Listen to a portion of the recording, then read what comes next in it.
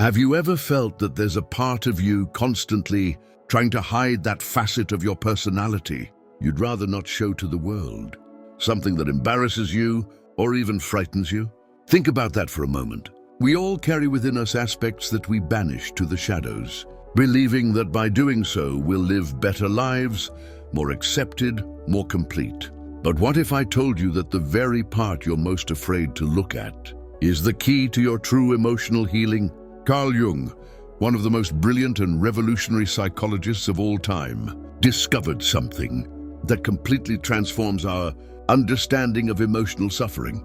Something so profound and, at the same time, so counterintuitive that, even decades later, many still resist accepting it. We cannot heal what we refuse to see. What we're going to explore together today is not just another theory about emotional well-being or personal growth. It's an immersion into the deepest layers of your psyche, into the realm that Jung called the shadow, the repository of everything you've denied, repressed, and pushed away from your conscious identity. And although it may seem paradoxical, I'm going to show you why embracing that shadow, rather than fighting it, is the most crucial step toward genuine healing. The shadow is not simply your dark or negative side. It is far more complex and fascinating than that. It is the container of everything your conscious mind has decided is not you. It may include traits you consider unacceptable, such as anger, jealousy, or selfishness, but perhaps surprisingly, it also contains positive potential you're afraid to acknowledge. Your power, your brilliance, your ability to stand out. Imagine for a moment that your psyche is like an iceberg. The conscious part, what you recognize as your self, is just the visible tip above the water. But beneath the surface lies the vast and unseen majority of your being. That's where your shadow lives, powerfully influencing your emotions, decisions, and relationships, while you continue to believe you are fully in control. From this small island of awareness, Jung realized that this inner division is the true source of our emotional suffering. When we reject parts of ourselves, they don't disappear, they simply sink into the unconscious, from where they begin to sabotage our lives in ways we can't even suspect. Have you ever wondered why you sometimes overreact to certain situations? Or why you're repeatedly drawn to people who hurt you? Or why, despite your best efforts, you keep repeating patterns you swore you had outgrown? The answer lies in your shadow, in that part of yourself you've tried to keep locked away, yet which finds subtle ways to express itself. And here comes the crucial revelation. The path to emotional healing is not about perfecting your conscious mask, but about making peace with your shadow. But how can we even begin to identify our shadow? Jung left us some valuable clues. The first, and perhaps the most accessible, is to pay close attention to our projections, those qualities we intensely judge in others. What irritates you deeply about someone else is often a reflection of something you haven't acknowledged in yourself. Think of someone who truly bothers you, someone whose way of being feels irritating or even repulsive. Now ask yourself, what exactly about this person gets under my skin? Is it their selfishness, their need for attention, their passivity, their arrogance? Whatever your answer, chances are, you're staring at an element of your own shadow. That doesn't mean the other person doesn't actually have those traits, or that your perception is completely wrong. What it means is that the emotional intensity of your reaction reveals more about you than about them. As Jung said, everything that irritates us about others can lead us to an understanding of ourselves. Another revealing clue lies in our slip-ups, those moments when we act in ways that contradict our conscious self-image. Maybe you see yourself as a patient, tolerant person, but suddenly you erupt in a fit of rage that leaves you stunned. Or maybe you take pride in your honesty, only to catch yourself lying under pressure. These aren't just small mistakes or momentary weaknesses. They are manifestations of your shadow, surfacing when your ego's defenses are down. Dreams are another privileged window into the shadow. Jung considered the dream world a direct channel to the unconscious. In your dreams, your shadow might appear personified in threatening, strange, or even malevolent figures, or in scenarios where you act in ways completely opposed to your waking behavior. Have you ever had dreams in which you do things you would never do while awake? Maybe you've dreamed that you cheat on your partner, abandon your children, hurt someone, or even commit violent acts. These dreams are not premonitions, nor do they reveal your literal desires. They are symbolic dramatizations of repressed aspects of yourself that seek recognition and integration. Now then, if the shadow is so important to our emotional health, why do we create it in the first place? The answer lies in our childhood. From an early age, we learn which parts of ourselves are acceptable and which are not. If you grew up in an environment where expressing anger was forbidden, you probably relegated your anger to the shadow. If you were taught that vulnerability was a sign of weakness, you may have hidden your sensitivity. If you were punished for standing out, you may have buried your brilliance. This process is not inherently negative. In fact, it's a necessary part of psychological development. The problem arises when this division becomes rigid, when we identify entirely with our social mask, what Jung called the persona, and deny all access to those other parts of ourselves. The consequence is what many experience as a vague sense of incompleteness, a persistent feeling that something is missing, that we are not living fully. And you're right, you are living with only a fraction of your psychic resources. The rest, which could be a tremendous source of energy, creativity and vitality, remains locked away in the shadow. But there is something even more devastating that happens when we deny our shadow. We project outward what we cannot accept within. And this, my friends, is the root of countless problems in our relationships and in society as a whole. Have you noticed how some people seem to repeatedly attract the same type of toxic partners? Or how certain individuals always find themselves in conflict with authority figures? Or perhaps you know someone who loudly proclaims values of honesty and purity, while secretly violating those very principles. These are manifestations of the unacknowledged shadow. Jung was revolutionary in his understanding that what we call evil or darkness in others is often a projection of our own unrecognized shadow. As he put it, if you could see your shadow, what you do not yet know about yourself, you might be far less surprised by the actions of others. This leads us to a truth that is uncomfortable yet liberating. If you truly want emotional healing, if you long for more authentic and fulfilling relationships, if you yearn for a genuine sense of wholeness and inner peace, you cannot keep avoiding your shadow. You must learn to embrace it. But what does it really mean to embrace your shadow? Contrary to what some fear, it does not mean giving free rein to your impulses or acting from your most destructive traits. It means recognition and conscious integration. The first step is to acknowledge that your shadow exists and that it is a legitimate part of who you are. It is not an enemy to be defeated, but an alienated part of yourself that needs to be reintegrated into your wholeness. As Jung emphasized, one does not become enlightened by imagining figures of light, but by making the darkness conscious. The second step involves developing the courage to look honestly within. This requires temporarily suspending judgment and self-criticism. It's not about labeling your discoveries as good or bad, but about observing them with compassionate curiosity. Ask yourself, what parts of myself have I denied? What aspects of my personality do I consider unacceptable? What qualities do I refuse to acknowledge, even though others clearly see them in me? This exploration may be uncomfortable, even painful, but it is the price of authenticity. The third step is perhaps the most challenging and transformative. To begin consciously integrating these aspects into your identity, not to act impulsively from them, but to recognize their existence and find constructive ways to express their energy.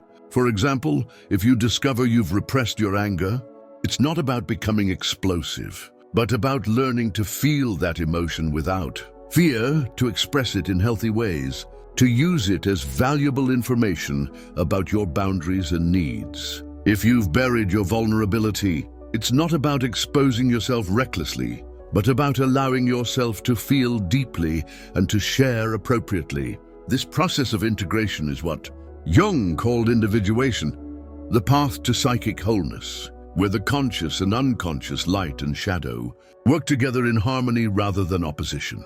It is the journey of becoming who we truly are, with all our complexities and contradictions. And here lies the extraordinary promise of this work. As you integrate your shadow, you begin to experience a sense of wholeness and authenticity that you may have never known. The energy you once used to repress and project is now available for creating and connecting. Relationships become deeper because you show up as a whole being, not as a partial facade. But something even more powerful happens.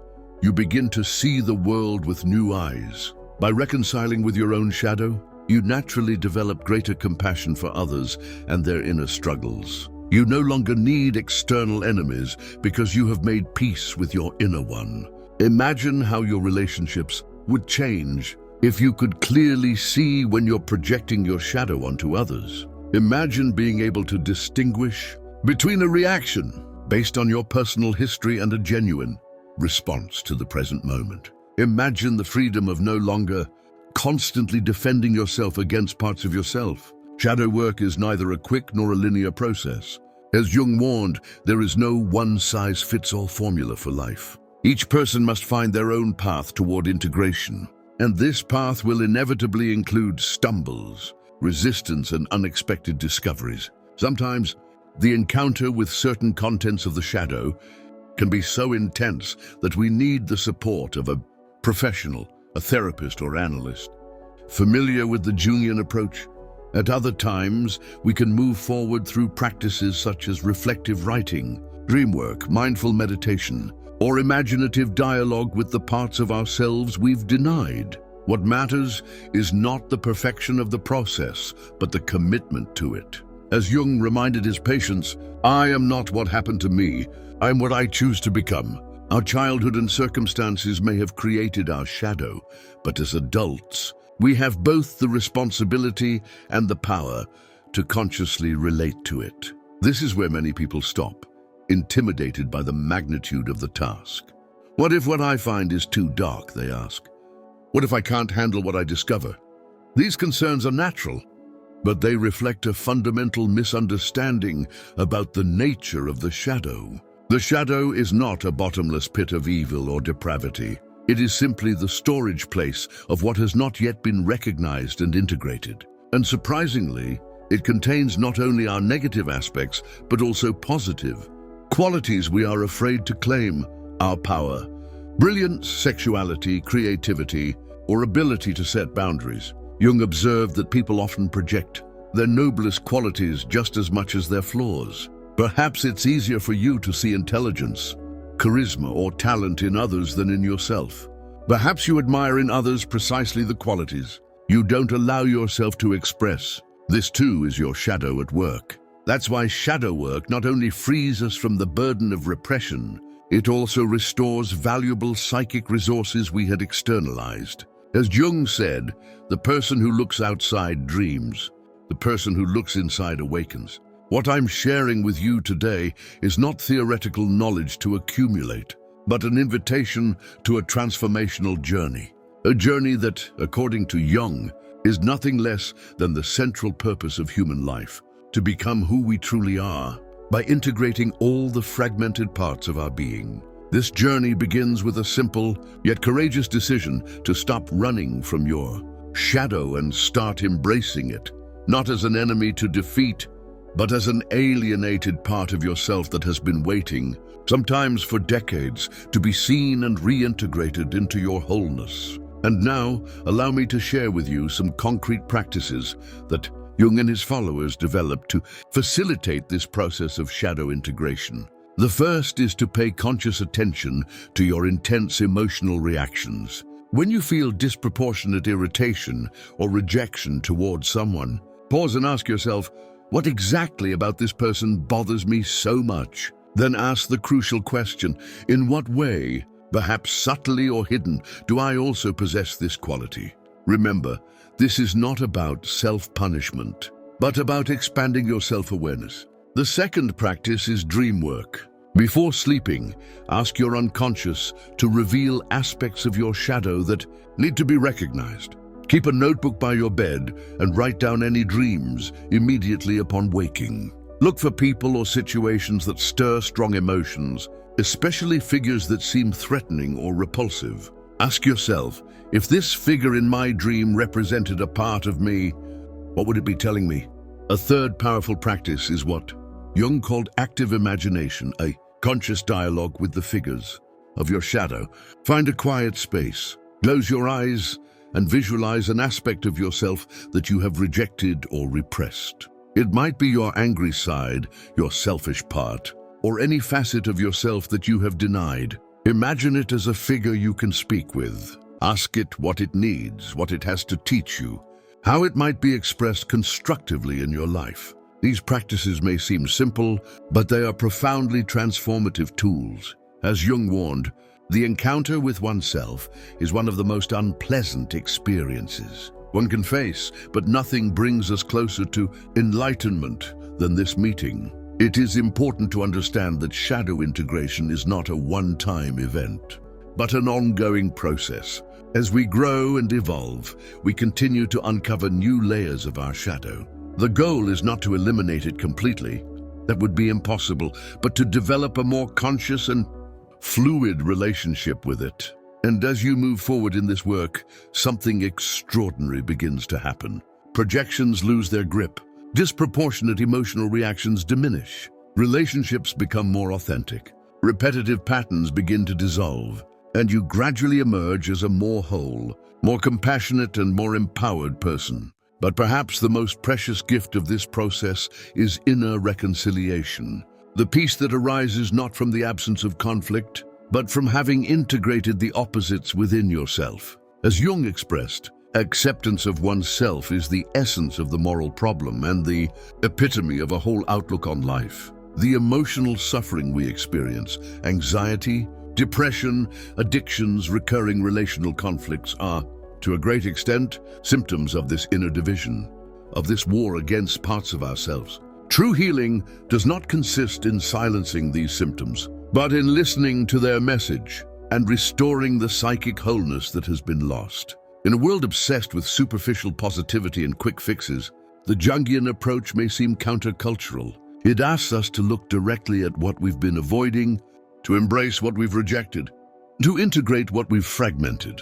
It is a path that requires courage, patience, and honesty, but as so many have discovered, it is also the path to an inner freedom that no external circumstance can grant. As Jung found in his own life, I am not what happened to me, I am what I choose to become. And now I want to speak directly to you who are listening to me. Perhaps you're dealing with emotional patterns you don't understand, relationships that seem stuck in repetitive cycles, or a vague sense of incompleteness that no external achievement can satisfy. I invite you to consider that the answer may not lie in further perfecting your conscious mask, but in daring to look deeper, in embracing those parts of yourself you've kept hidden in the shadow. This is not a journey you have to undertake alone. Seek out resources, communities, therapists who understand this process. Jung always emphasized the importance of accompaniment on the path to psychic integration. And remember, the goal is not to become someone else, but to reclaim everything you already are. As Jung so beautifully said, the privilege of a lifetime is to become who you truly are. If this message resonated with you, I invite you to share it with those who might benefit from it. I'd also love to hear your reflections and experiences in the comments. What aspects of your shadow have you begun to recognize? What changes have you noticed as you integrate them? Or perhaps you have questions about this process. Remember that in this community we are all learners on the path of authenticity. Subscribe to this channel if you'd like more content that dives deep into Jungian psychology and authentic personal development. Turn on the notification bell so you won't miss new videos like this one. And before we part, I want to leave you with one final reflection. True power does not come from denying our darkness, but from bringing it into the light of consciousness and integrating it with compassion. As Jung reminded us, there is no light without shadow, and no psychic wholeness without imperfection. Your path to emotional healing is not about perfecting yourself, but about completing yourself, not about eliminating parts of who you are, but embracing your totality. And when you do, you'll discover that what you feared to look at most holds the very treasures you needed to heal. Thank you for accompanying me on this deep exploration. Until we meet again, remember, the most important journey you will ever take is the journey inward. In Jung's immortal words, your vision will become clear only when you can look into your own heart. Who looks outside dreams. Who looks inside awakens.